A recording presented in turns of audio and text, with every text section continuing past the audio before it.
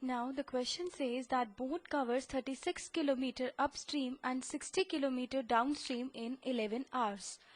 While it covers 60 km upstream and 36 km downstream in 13 hours. And we have to find the speed of the current. Now, first equation can be formed as 36 by U plus 60 by D is equal to 11, where U stands for upstream and D stands for downstream. Now for easier calculation, we can mark 1 by U as A and 1 by D as B.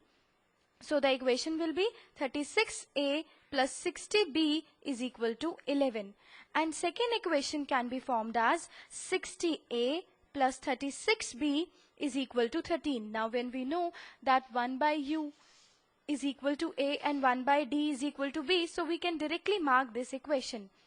So when we solve them, we will multiply this by 5 and multiply this by 3. And two equations will be 180A plus 300B is equal to 55, and other one will be 180A plus 108B is equal to 39. And subtracting these equations, we will get 192B is equal to 16. 180A is cancelled out, and thus B is equal to 1 by 12. And B is equal to 1 by 12, so D is equal to 12 as 1 by D is equal to B. Now we can get the value of A by putting B's value in this equation or this equation, that is A is equal to 1 by 6 or U is equal to 6, as U is the reciprocal of A and vice versa.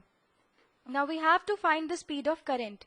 Speed of current is equal to difference of upstream and downstream upon 2.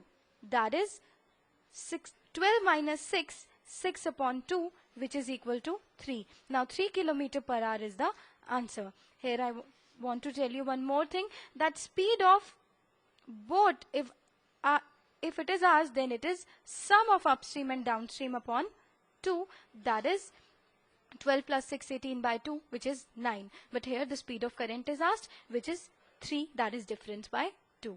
Thank you.